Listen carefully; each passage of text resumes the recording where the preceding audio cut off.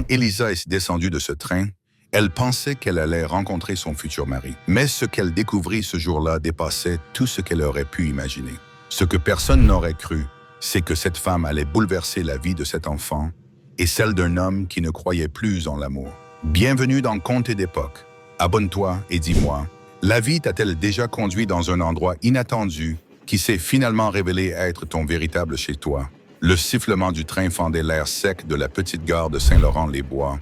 Un nuage de poussière, un peu de fumée et une chaleur lourde enveloppaient le quai de cette halte nichée entre collines rocailleuses et chemins de terre oubliés.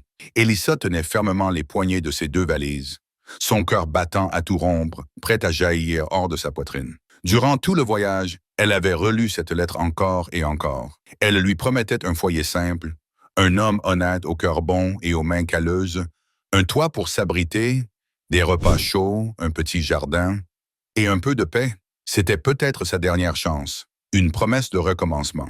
Mais quand le train s'arrêta dans un crissement de frein, que les portes s'ouvrirent dans un bruit métallique, personne ne l'attendait. Aucun homme au chapeau, pas de carriole, pas même une pancarte avec son nom.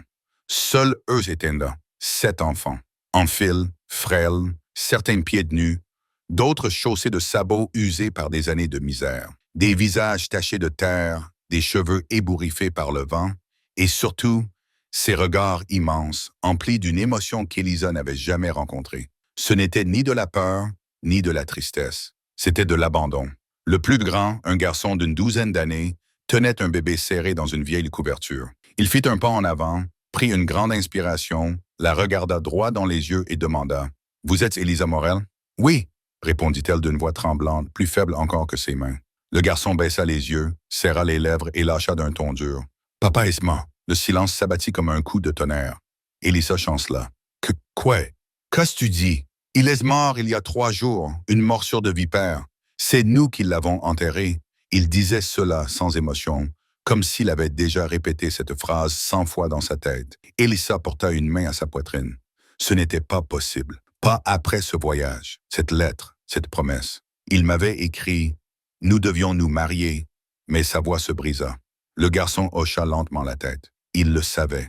Il a écrit alors qu'il était déjà malade. Il a dit que peut-être, même s'il n'était plus là, vous viendriez quand même. Ces mots résonnaient comme des pierres jetées en pleine figure. Elisa regarda les enfants. 2 jumelles d'environ 8 ans s'étreignaient comme pour se protéger du reste du monde. Une petite fille de 5 ans serrait contre elle un chiffon effiloché.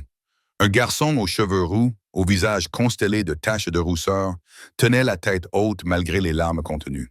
Et le bébé, dans les bras du plus grand, dormait paisiblement, insensible au chaos autour de lui. « Vous n'avez personne d'autre ?» demanda-t-elle, la gorge nouée. Le garçon secoua la tête. Pas un non, juste nous. Derrière elle, le train siffla à nouveau, comme pour lui rappeler qu'il était encore temps de rebrousser chemin. Mais ses jambes restaient ancrées au sol. Son regard ne quittait pas ces 7 visages cassés par la vie. « Et la maison ?» demanda-t-elle dans un souffle. « Elle est là-bas, derrière la colline. C'est petit. C'est tout ce qu'on a. » Elisa inspira profondément. Sa poitrine se soulevait comme si elle venait de courir. « Eh bien, moi non plus, je ne suis pas bien grande, » dit-elle avec un sourire tremblant, plein de peur. Et d'autres choses aussi, quelque chose qu'elle ne comprenait pas encore. Le garçon libéra un bras, saisit l'une des valises, les autres enfants se mirent en marche sans un mot, et Elisa suivit. Leurs pas crissaient sur la terre sèche. À chaque pas, elle s'éloignait un peu plus de son ancienne vie et s'approchait d'un avenir qu'elle n'aurait jamais pu imaginer. Elle n'était pas venue pour l'amour, ni pour un toit, ni pour la sécurité. Elle était venue parce que peut-être c'était là qu'on avait besoin d'elle. Le chemin jusqu'à la maison fut plus long qu'elle ne l'avait imaginé. Chaque pas l'enfonçait un peu plus dans une réalité rude, mais tangible. Personne ne parlait. Le vent soulevait la poussière, s'accrochait à leurs vêtements, à leur cœur. Noah, l'aîné, portait le bébé avec une maturité douloureuse. Les jumelles, Abigail et Amélie, avançaient en silence, semblables et pourtant différentes. La petite inconnue gardait sa couverture contre elle comme un talisman. Samuel, le rouquin aux yeux de feu, scrutait l'horizon comme s'il s'attendait à un autre malheur. Benjamin, à peine 3 ans, s'accrochait à la robe d'une des jumelles, sans un mot. Et le bébé, en ébéillère, dans les bras de Noah, ouvrait parfois les yeux, sans savoir que ce jour-là, Une femme avait décidé de ne pas repartir. Lorsqu'ils atteignirent le sommet de la colline, Elisa aperçut la maison, ou plutôt ce qu'il en restait. Une masure en bois, bien plus petite qu'elle ne l'avait imaginé, le toit en biais, les planches ternies par le soleil, et une porte bancale, à peine suspendue à une charnière rouillée. La cheminée, fissurée, menaçait de s'effondrer à la moindre bourrasque. Une clôture éventrée encerclait un terrain sec, où l'on devinait, jadis, un potager ou peut-être quelques poules. Elle ne s'avança pas. D'un geste lent, elle poussa la porte qui gémit, comme pour protester contre cette intrusion. Sans un mot, elle entra.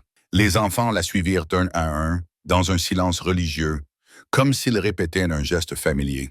Elisa prit une grande inspiration avant de franchir le seuil. Ce qu'elle découvrit à l'intérieur lui serra le cœur. La pièce était sombre, les fenêtres couvertes de torchons élimés qui laissaient à peine filtrer un peu de lumière. L'air sentait la suie, l'humidité et l'abandon.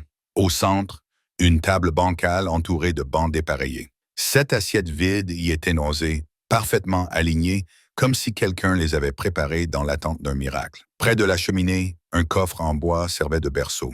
Le bébé venait d'y être déposé, avec une tendresse infinie. Les murs étaient nus, tachés d'humidité, percés de quelques crochets d'où avaient sûrement pendu des casseroles aujourd'hui disparues. Dans un angle, un vieux poêle à bois éteint. Dans l'autre, un tas de couvertures élimées qui tenaient lieu de lit pour ses enfants. Noah posa la valise avec un soupir. C'était la place de papa, dit-il en désignant la seule chaise à dossier et une tête de table. Elisa sentit sa gorge se nouer. « Alors elle restera vide, murmura-t-elle. » Noah acquiesça sans un mot. Soudain, la plus petite, celle qui n'avait pas dit un mot depuis le début, s'avança, serrant toujours sa couverture contre elle. Ses grands yeux noirs fixèrent Elisa avec un mélange d'inquiétude et d'espérance. « Je m'appelle Lucie, » dit-elle dans un souffle. « Maman disait que je savais prendre soin des choses. » Elisa s'agenouilla, lui caressa la joue et lui sourit, bien que son cœur vacilla. « Alors tu vas m'aider à prendre soin de vous, d'accord? » Lucie hocha la tête sans lâcher sa couverture. Elisa se releva, inspira et se dirigea vers le coin cuisine. Elle ouvrit un placard, vide. Pas de farine, ni de riz, ni de haricots. Juste un vieux sac de sel et un pot contenant plus de poussière que de sucre. Elle se retourna vers les enfants. « Qu'avez-vous mangé ces derniers jours? » Abigail répondit sans relever la tête. « Quand papa est mort, Samuel a attrapé un lapin, mais on l'a déjà fini. » Samuel croisa les bras, la mâchoire tendue, prêt à se défendre, comme s'il refusait l'idée que ce n'était pas assez. Elisa ferma les yeux, puis fouilla dans son sac de voyage. Elle en sortit le seul bien qu'elle s'était gardé pendant le trajet. Un petit morceau de viande séchée et quelques herbes. Elle les avait gardés au cas où. Mais ce « au cas où », c'était maintenant. Elle posa une vieille marmite sur le poêle, y versa l'eau d'un seau trouvé près de la porte, alluma maladroitement le feu et se mit à cuisiner. Elle ajouta la viande, les herbes, remua lentement. Peu à peu, les arômes envahirent la pièce. Pour la première fois depuis son arrivée, la maison ne sentait plus la tristesse.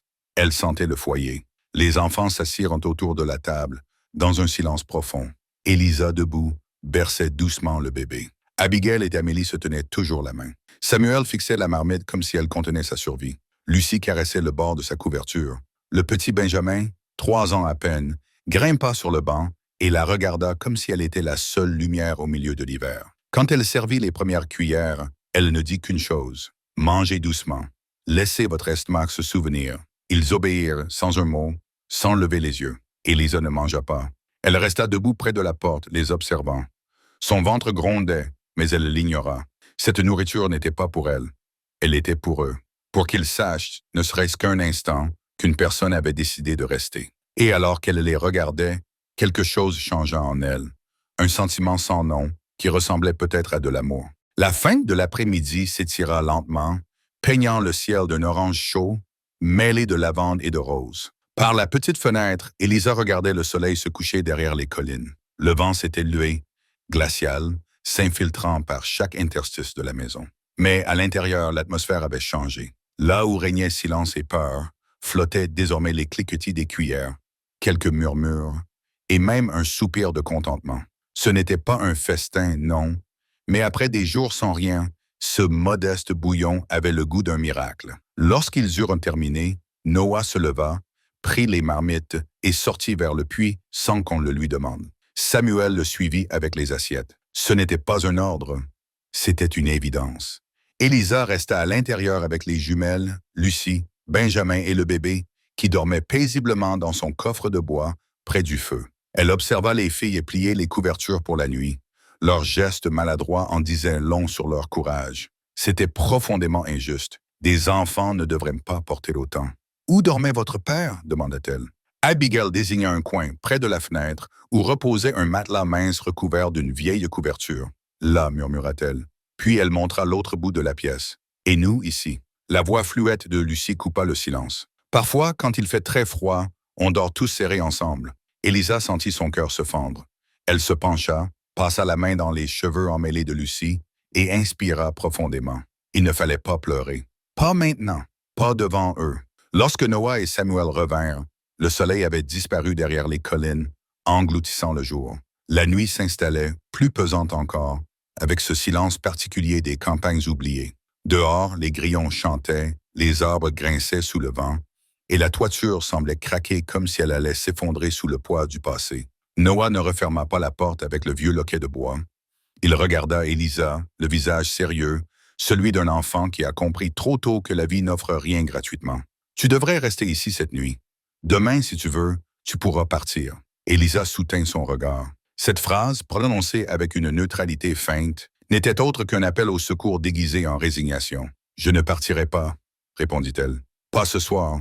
Demain. » Samuel fronça les sourcils, les bras croisés, méfiant. « Vraiment, vraiment, dit-elle en soupirant. Mais pour l'instant, on va préparer un coin pour dormir. » Les jumelles se mirent à étendre les couvertures sur le sol. Lucie courut vers le coffre du bébé pour s'assurer qu'il était bien bordé. Benjamin traîna un coussin jusqu'à l'âtre. Élisa, pieds nus, étira ses jambes fatiguées, puis aida à organiser les couchages. Ce n'était ni moelleux, ni suffisant, mais c'était tout ce qu'ils avaient. « Demain, dit-elle en ajustant une couverture sur les plus jeunes, on verra ce qu'on peut faire pour améliorer un peu tout ça. » Noah s'était assis sur la chaise vide de son père. Il fixait les braises. Puis, d'une voix basse, presque étranglée, il murmura « Pourquoi tu n'es pas parti quand tu as su que papa était mort ?» Élisa le regarda. Un instant, elle fut incapable de répondre. Elle ne le savait pas elle-même. Peut-être parce que quand j'ai vu vos visages, j'ai compris que je n'étais pas venu ici seulement pour un mariage. Samuel lâcha un petit rire amer. Il n'y a rien ici qui vaille la peine qu'on reste. Élisa se redressa, croisa les bras et répondit avec fermeté. Tu te trompes, il y a ici 7 choses qui valent plus que tout. Samuel fronça les sourcils. 7, elle sourit, fatiguée mais sincère. Oui, vous. Le silence qui suivit fut absolu. Même le vent semblait s'être arrêté. Noah baissa les yeux.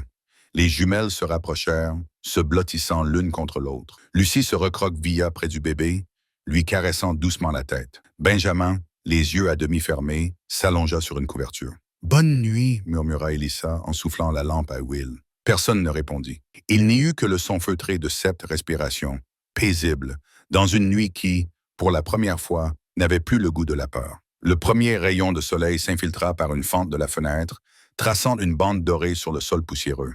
Élisa ouvrit les yeux doucement, le corps engourdi d'avoir dormi à même le sol. Mais elle ressentait une étrange paix.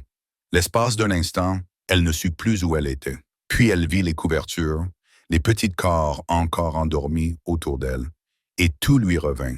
Samuel était déjà éveillé, assis dans un coin, genoux contre sa poitrine, regard fixé vers la porte. Noah aussi était levé, berçant machinalement le bébé avec des gestes calmes et répétés, comme s'il avait toujours fait ça. Élisa se redressa lentement, se frotta les yeux.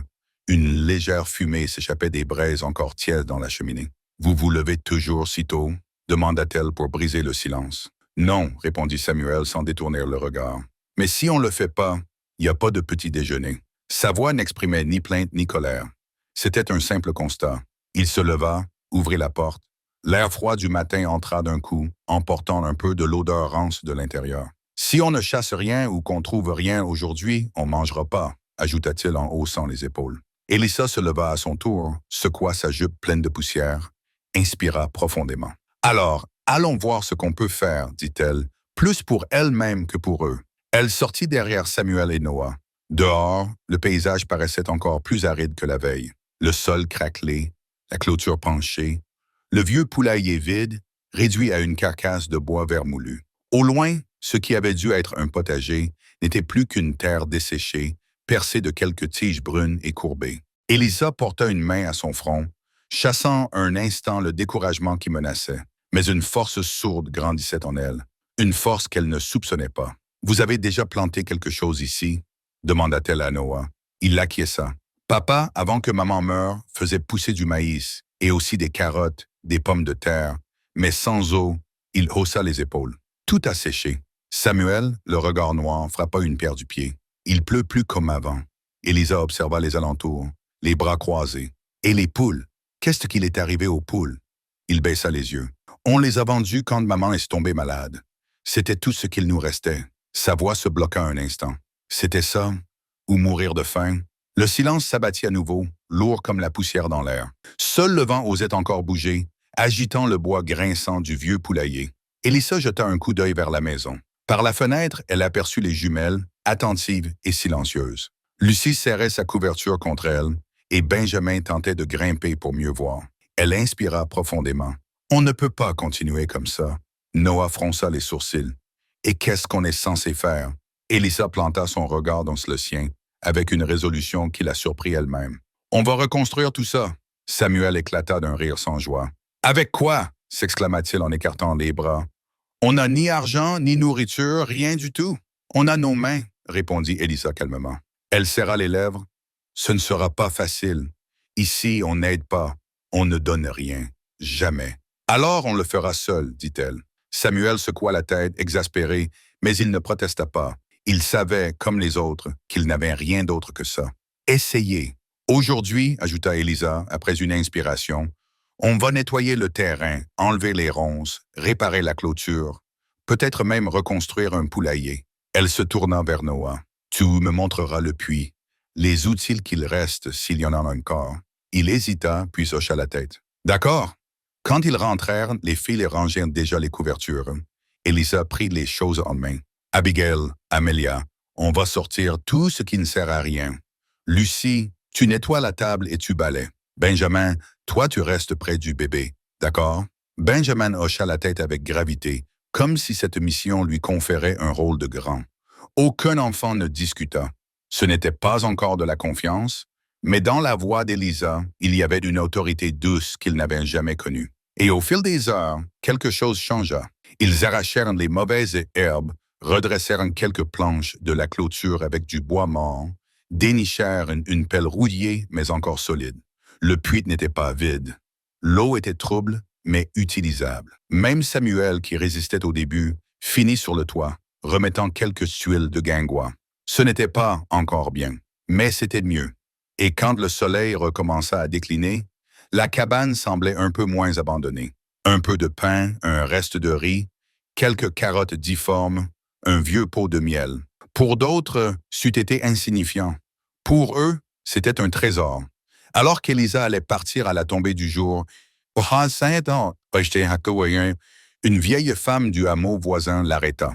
Elle s'appelait Agnès. « Tiens, » fit-elle en lui tendant un petit paquet enveloppé d'un torchon. « Des graines. Ça ne vous sauvera pas aujourd'hui. Mais demain, peut-être bien. » Elisa les serra contre elle, émue. « Je ne sais pas comment vous remercier. »« Ne me remercie pas, » répondit Agnès, les yeux graves. « Promets-moi seulement que tu ne tomberas pas. » Elisa la regarda, troublée. « Pourquoi dites-vous ça? » La vieille femme appuya un peu plus fort sur sa canne. « Parce que dans ce coin, les gens n'aiment pas voir les autres se relever. Ils vous observent déjà. » Un frisson parcourut Elisa. Ce n'était pas le vent cette fois-ci. Sur le chemin du retour, le silence était pesant. Samuel portait le sac de provisions, mais ses yeux n'arrêtaient pas de scruter les environs. « Tu crois que les gens vont essayer de faire quelque chose? » demanda-t-il enfin. Elisa soupira. « Je ne sais pas, mais on sera prêt. » Quand ils atteignirent la colline, la maison apparut, baignée d'une lumière dorée. Et dans leur cœur, une petite flamme s'alluma. Les jumelles accoururent, bras tendus. Lucie trébucha presque en courant pour les rejoindre. « Vous avez ramené de la nourriture » cria Benjamin, les yeux brillants. Elisa rangea les graines avec soin et ouvrit le sac. Les enfants s'attroupèrent autour d'elle. Noah prit le bébé, esquissant un sourire. Le premier depuis des jours. « Aujourd'hui, dit Elisa en les regardant un par un, cette maison redevient un foyer. » Les filles déposaient leurs trouvailles dans un coin de la pièce. Samuel répartissait les tâches sans qu'on le lui demande. Lucie caressait doucement les carottes comme s'il s'agissait de pierres précieuses. Et Benjamin, tout excité, demandait déjà si l'on allait bientôt dîner. Mais près de la porte, Noé fronça soudain les sourcils. Quelque chose bougeait sur la colline en face. Une silhouette, une ombre, trop proche pour l'ignorer, mais encore trop lointaine pour distinguer clairement les traits. « Regardez, dit Élisa d'une voix tendue. Elle s'approcha et tous deux observèrent un homme à cheval, immobile, dressé sur le sommet de la colline. Il ne bougeait pas, ne parlait pas, il les regardait. « C'est qui, lui ?» demanda Samuel, les poings serrés. « Je ne sais pas, » répondit Élisa à voix basse. Le cavalier fit pivoter lentement sa monture, puis s'effaça entre les arbres comme s'il n'avait jamais été là. Un silence pesant tomba. Le vent soulevait les feuilles mortes, les faisant danser en spirale. Noé rompit enfin le mutisme. « On nous observe. » Et alors, Élisa comprit, les graines, le pain, le miel, ce n'était qu'un début.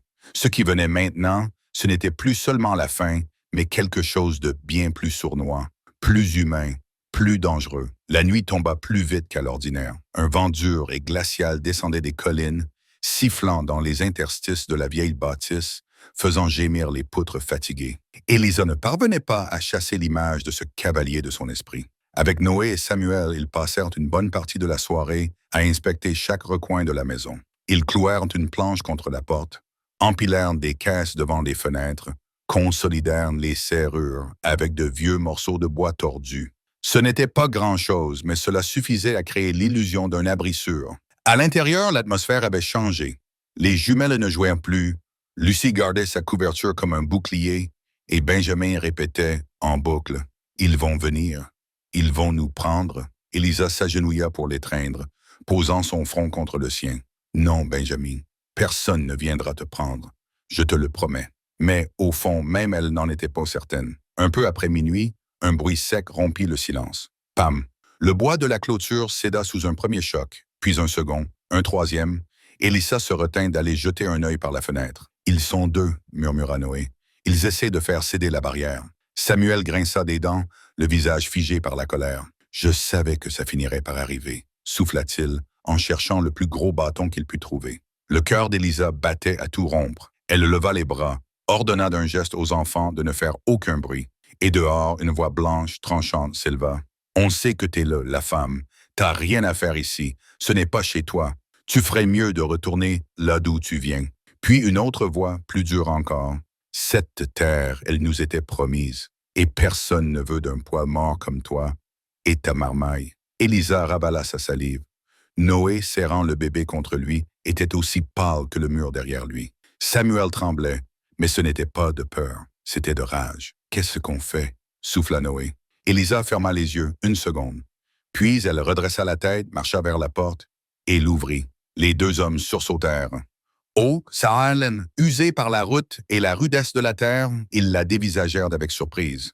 L'un portait un couteau à la ceinture, l'autre un fouet roulé sur sa hanche. « Vous avez un problème ?» lança Élisa, droite comme un chêne. « Tu n'imagines pas à quel point, » répondit celui au couteau. « Cette terre, c'était une dette. Et maintenant, toi et tes gamins, vous squattez une propriété qui ne vous appartient pas. » Élisa inspira, lentement. Sa voix était calme. « Nous ne partirons pas. » L'autre s'avança d'un pas. « Je te le dis une fois, pas deux, 3 jours, pas un de plus, ou on vous jette dehors. Toi et toute cette ribambelle. » Samuel avança, brandissant son bâton, les yeux injectés de colère. « Viens essayer. » Le premier homme éclata d'un rire moqueur. « Oh, le petit mulot qui se rêve lion. » Mais Élisa tendit le bras pour arrêter Samuel. « Non. » Sa voix claqua comme un fouet. « Nous n'avons pas peur de vous. » Les deux hommes échangèrent un regard. L'un d'eux cracha au sol. « Alors choisis bien, femme, 3 jours. » Sans un mot de plus, ils se détournèrent, cognèrent la clôture déjà branlante d'un coup de botte, puis s'évanouirent dans la nuit noire des collines. Élisa referma la porte d'un geste sec, le souffle court.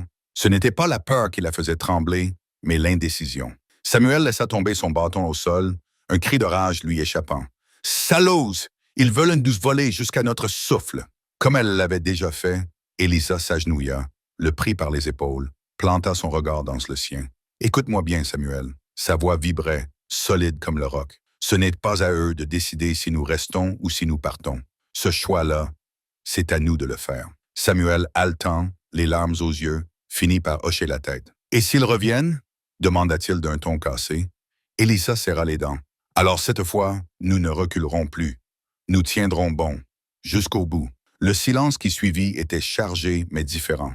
Les visages tendus des enfants disaient la peur, oui, mais aussi autre chose. Une étincelle naissante, une forme d'espoir, fragile mais réelle. Les braises crépitaient dans l'âtre, et pour la première fois, Elisa comprit qu'il n'y avait plus de retour possible. Cette terre, cette banne, ses enfants, c'était désormais tout ce qu'elle avait. Le matin se leva sous un ciel bas, lourd, gonflé de nuages gris. Un vent froid s'insinuait entre les planches de bois, comme pour annoncer que quelque chose allait changer. Elisa n'avait quasiment pas dormi. Ses paupières brûlaient, mais son esprit restait en alerte, hanté par les visages des deux hommes, leurs voix, leur haine. Dans l'âtre, elle fit chauffer un peu d'eau avec les dernières brindilles. Noé s'approcha, tenant le bébé contre lui, le regard inquiet. « Et maintenant » demanda-t-il à voix basse. Elisa inspira, la gorge nouée, mais le regard ferme. « On ne peut pas les attendre en croisant les bras. Ils n'abandonneront pas, et nous non plus. » Samuel, déjà debout à l'aube, surveillait l'horizon par la fenêtre. « Je ne les vois pas, mais ils ne sont pas loin. Je le sens. »« Ils sont là, oui, » répondit Elisa d'un ton sans appel. « Et ils seront toujours là. » Elle se redressa, noua ses cheveux en arrière. « Je vais aller au village, seule. »« Quoi? Non !» s'écria Noé. « Tu ne peux pas y aller toute seule. » Elisa tourna vers lui un regard calme, mais déterminé. « Tu viens avec moi. » Puis elle se tourna vers Samuel. « Toi, tu restes ici. Tu t'occupes des filles et du bébé. S'il se passe quoi que ce soit, vous vous enfermez, et vous n'ouvrez pour personne. » Samuel hocha la tête, plus adulte qu'enfant, le menton tremblant d'émotion. « Personne ne vous fera de mal, je te le jure. » Les jumelles se rapprochèrent l'une de l'autre. Lucie serra sa couverture contre elle. Benjamin agrippa la jupe de sa sœur, les yeux remplis d'incompréhension. « Silence maintenant, » dit Elisa. « On revient avant le midi, promit-elle. » Elle prit avec elle les graines précieusement enveloppées par Agnès, ainsi que 2 couvertures propres. C'était peu, mais c'était tout ce qu'ils avaient à offrir. Le chemin jusqu'au village sembla plus long que jamais. Noé marchait à côté d'elle, silencieux, le visage fermé, les yeux furent en chaque recoin du sentier. Lorsqu'ils atteignirent enfin la place centrale, l'ambiance leur parut encore plus froide que la veille. Les chuchotements s'étaient tus à leur approche, remplacés par des regards qui pesaient, lourds d'accusations. « T'as vu » murmura une voix. « Elle croit qu'elle pourra garder cette terre » fit un autre. « 3 jours, pas un de plus » grommela une voix au fond. Mais tous n'étaient pas hostiles. Depuis la devanture de la boulangerie, Madame Agnès les observait. Bras croisés, le regard dur, mais plus inquiet que méprisant. Elisa marcha droit vers elle. « J'ai besoin de toi, dit-elle simplement. » Agnès acquiesça. « Je sais. Suis-moi. » Elles entrèrent dans la petite maison attenante. Noé resta dehors, le regard aux aguets. À peine la porte refermée, Agnès verrouilla derrière elle. « Je l'ai appris hier soir, dit-elle à voix passeuse. » Elisa et Noé échangèrent un regard. « Qui ?» demanda-t-il. La vieille femme s'assit avec lenteur, le souffle court. Puis elle murmura, comme si le simple fait de prononcer ces mots l'écœurait. « Les frères Grève. » Sa voix était âpre, remplie de mépris. « Ils pensent posséder la moitié des terres d'ici. Et parfois, c'est vrai, ils s'acharnent sur les pauvres, leur prennent de l'argent à des taux usuriers. Ton père, Richard, y a eu recours. Il n'avait pas le choix. » Elisa sentit la colère lui monter au visage. Elle serra les poings. « Et maintenant, ils croient pouvoir tout nous arracher? » Agnès acquiesça lentement. C'est exactement ça. Elle baissa la voix, comme si elle redoutait que les murs hainent des oreilles. Et ce n'est pas la première fois. « Qu'est-il arrivé aux autres ?»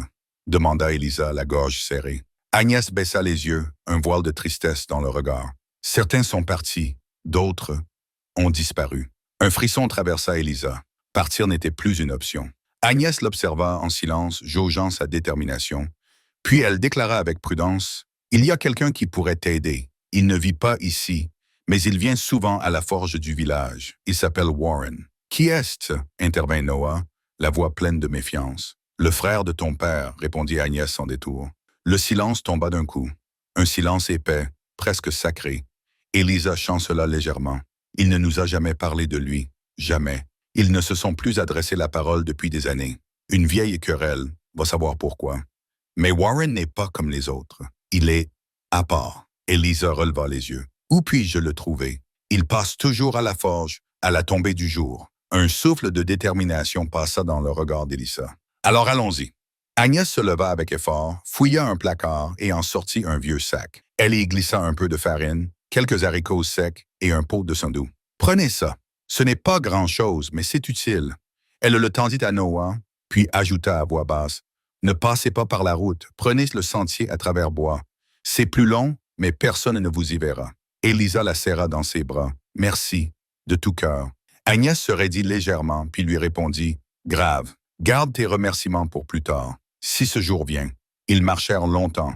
Le chemin paraissait plus sombre, plus menaçant qu'à l'aller. Derrière eux, dans l'ombre des arbres, deux silhouettes suivaient, à peine visibles. Devant la forge, le temps s'étira. Le son du marteau contre l'enclume résonnait comme un avertissement.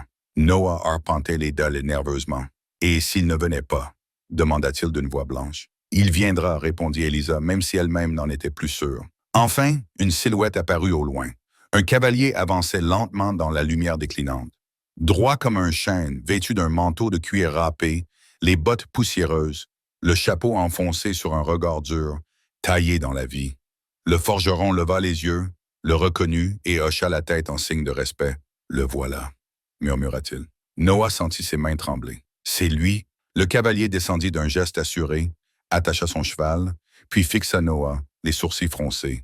Son regard se figea. « Toi, ce n'est pas possible. » Elisa s'avança, le cœur cognant dans sa poitrine. « Vous êtes Warren Walker ?» L'homme la dévisagea. « Et vous êtes Elisa Henderson. J'étais fiancé à votre frère. Il m'avait écrit. Je suis venu pour me marier. » Warren pinça les lèvres. Une ombre passa dans ses yeux. « Richard. » Il inspira longuement. « Où est-il? » Elisa baissa les yeux. « Il est mort, il y a quelques jours, mordu par un serpent. » Warren ferma les yeux. Sa mâchoire se contracta. « Maudit entêté! Il n'a jamais voulu quitter cette terre. » Puis il ouvrit les yeux, regarda Noah. « Et toi, qui es-tu? » Noah se redressa, tremblant de tout son corps, mais soutint le regard de l'homme. « Je suis Noah, son fils. » Warren recula d'un pas, comme frappé. Il enleva son chapeau, passa une main dans ses cheveux, bouleversé. « Seigneur, tu lui ressembles tellement. » Elisa reprit, la gorge serrée. « Je suis resté. Il m'a laissé là avec ses enfants. Je ne pouvais pas les abandonner. Je ne peux pas. » Warren demeura silencieux. Puis il dit enfin, « Donnez-moi une minute. » Il s'écarta, échangea quelques mots avec le forgeron, puis revint vers eux. Ses bras croisés sur la poitrine, son regard brûlant de fatigue et d'expérience, il déclara, « Je ne sais pas ce que Richard vous avait promis, mais je vais être clair. Ce coin de pays est pourri jusqu'à l'os. » Elisa hocha la tête. « Nous l'avons compris. » Warren eut un très léger sourire. « Si vous êtes encore là, c'est que vous êtes fait d'un bois rare. Les Graves sont venus cette nuit, dit-elle. Ils nous ont donné 3 jours. » Warren releva la tête, l'expression dure. « Ces ordures, ils n'ont jamais digéré que Richard tienne bon aussi longtemps. Ils attendaient sa mort comme des vautours. Ils se tuent. Le soleil disparaissait derrière les arbres. L'ombre des collines s'étirait comme un avertissement. « Nous ne partirons pas, » affirma Elisa sans hésiter. Pour la première fois, les yeux de Warren perdirent leur dureté. Ils s'adoucirent légèrement. « Non, vous ne partirez pas. » Il hocha la tête avec fermeté. « Parce que Richard, même mort, vous a laissé quelque chose qu'ils ne comprennent pas. » Noah le regarda, méfiant. « Quoi donc? » Warren respira profondément, s'approcha d'un cheval et ouvrit son sac de cuir. Il en sortit un cahier usé, aux couvertures fatiguées et aux pages jaunies. Le cahier où Richard notait ses comptes, ses croquis et ses pensées. Il le feuilleta jusqu'à la dernière page où, d'une écriture tremblée mais lisible, on pouvait lire « Si je meurs avant qu'elle n'arrive, que ce qu'il me reste, aussi peu soit-il, revienne à elle et à mes enfants. Ces terres, cette maison, cet endroit, ce n'est pas grand-chose, mais c'est tout ce que nous sommes. » Warren releva les yeux. « Richard me l'a envoyé il y a quelques semaines. Il savait que cela pourrait arriver et m'a demandé de le garder si je ne le recevais pas à temps. » Elisa porta la main à la bouche, sentant les larmes lui piquer les yeux. Warren referma doucement le cahier. « Voilà ce qui nous donne le droit de rester, ce qui vous donne le droit de vous battre. » Elle serra les poings, sentant une flamme nouvelle grandir en elle. « Alors nous nous battrons. » Warren esquissa un sourire en coin. « Oui, nous nous battrons. » Tandis que le soleil disparaissait à l'horizon, pour la première fois depuis des jours, Elisa et Noah surent qu'ils n'étaient pas seuls. Le retour vers la cabane fut différent. Noah marchait d'un pas plus sûr, le dos redressé, et Elisa serrait le cahier de Richard contre sa poitrine comme un trésor. À leur côté, Warren avançait silencieux et vigilant, veillant sur eux. Arrivés au sommet de la colline, ils aperçurent la cabane, mais quelque chose clochait. La clôture était encore plus brisée, le poulailler abattu, la porte grande ouverte. « Non !» s'exclama Noah, se précipitant en courant. « Attends !» appela Warren en le retenant par le bras. « Ne fonce pas dans un piège. » Elisa sentit son sang se glacer. Les enfants... Warren posa une main ferme sur son épaule, un geste de force et de contenance. « Reste derrière moi, quoi qu'il arrive. »« Compris, » murmura-t-elle, sentant qu'un souffle de courage l'envahissait. Puis ils s'avancèrent, Warren brandissant une vieille carabine. Leurs pas résonnaient dans la terre sèche comme un appel au combat. Ils franchirent la porte. Un éclair de violence bougea dehors. Warren tira. Paf! Le coup claqua, sec, net. L'un des hommes tomba, hurlant, sa jambe touchée. « Ordure !» beugla un autre en reculant. Samuel, enragé, asséna plusieurs coups de bâton à celui qui tentait d'entrer, lui fracturant la jambe. Il le désarma et le plaqua au sol. Le dernier, en les voyant tous deux à terre, s'enfuit, lâche, comme ils le sont souvent. Puis, le silence, lourd, dense, vivant. Lucy se jeta dans les bras d'Elisa en sanglotant. Warren remit son fusil sur l'épaule, s'approcha des blessés gémissants, cracha à leurs pieds et déclara « Relevez-vous et allez dire au village qu'ici, plus personne ne reculera. » Il se retourna vers Elisa. Ses yeux s'adoucirent. Il posa son front contre le sien. « On va s'en sortir? »« Oui, » murmura-t-elle. « Maintenant, je sais que tout ça en vaut la peine. » Sous un ciel étoilé, où la lune semblait les observer en silence, ils comprirent que ce qu'ils avaient défendu, c'était bien plus qu'un lieu. C'était leur vie. Ils formaient désormais une famille, une vraie. Lorsque Elisa se retourna, son regard chercha instinctivement Warren. Il se retourna à son tour, lentement, comme si le temps lui-même retenait son souffle. Et, l'espace d'un instant, tous les murs autour d'eux s'effondrèrent. Il ne restait plus qu'eux, face à face, unis par tout ce qu'ils avaient traversé et ce qu'ils construisaient, brique après brique. Sans un mot, elle fit un pas vers lui. Il répondit par un mouvement aussi instinctif que nécessaire. Leurs regards se croisèrent, emplis d'une certitude silencieuse. Désormais, rien ni personne ne pourrait plus les séparer. Il écarta doucement une mèche de cheveux de son visage. Sa main tremblait, et lorsqu'il effleura sa joue, ce simple contact fit disparaître le reste du monde. Il n'y avait plus rien, que cette caresse, suspendue entre deux battements de cœur. « Je ne sais pas si c'est de la folie, » murmura Warren presque dans un souffle. « Et si ça l'est, qu'importe, » répondit Elisa en fermant les yeux, laissant cette brûlure douce imprimer sa peau comme un serment. Quand elle rouvrit les yeux, ce n'était plus la même femme. Ce n'était plus une survivante perdue dans l'inconnu, mais une femme debout, qui avait compris que le destin n'apporte pas ce qu'on attend, mais souvent ce dont on a profondément besoin. « Nous ne sommes pas Warren », souffla-t-elle, la gorge serrée. Il posa son front contre le sien et ferma les yeux à son tour. « Non », dit-il, la voix brisée. Et pour la première fois, cet homme fort, silencieux, taillé pour la solitude, abaissa toutes ses défenses. L'espace d'un instant suspendu, il déposa les armes. Dans le feu et l'ombre, dans le vacarme et le silence, il n'y avait plus que leur souffle uni. Puis, un bruit sec, dehors. Quelque chose venait de céder. « Tu as entendu ?» s'écria Noah accourant. Warren se redressa aussitôt, saisit la carabine et jeta un regard par la fente de la porte. « Oui, ils sont là. » Le cœur d'Elisa s'accéléra, mais ce n'était plus la peur. C'était une force nouvelle, brute et lumineuse. Elle n'était plus seule et elle ne fuirait pas. « À l'intérieur, loin des fenêtres !» ordonna Warren d'une voix ferme, retrouvant sa stature de roc. Dehors, les ombres bougeaient. Des pas crissèrent sur la terre sèche. La menace, jusque-là, tapie dans l'obscurité, prenait corps. Ce qu'ils défendaient n'était pas seulement un toit. C'était leur dignité, leur futur, leur droit d'exister ici. Warren arma la carabine. Ses yeux gris, fixés sur la porte, ne clignaient pas. La lampe vacillait dans la main d'Elisa, mais elle tenait bon. « Samuel, Noah, » dit-il d'un ton autoritaire, « écartez tout le monde des fenêtres.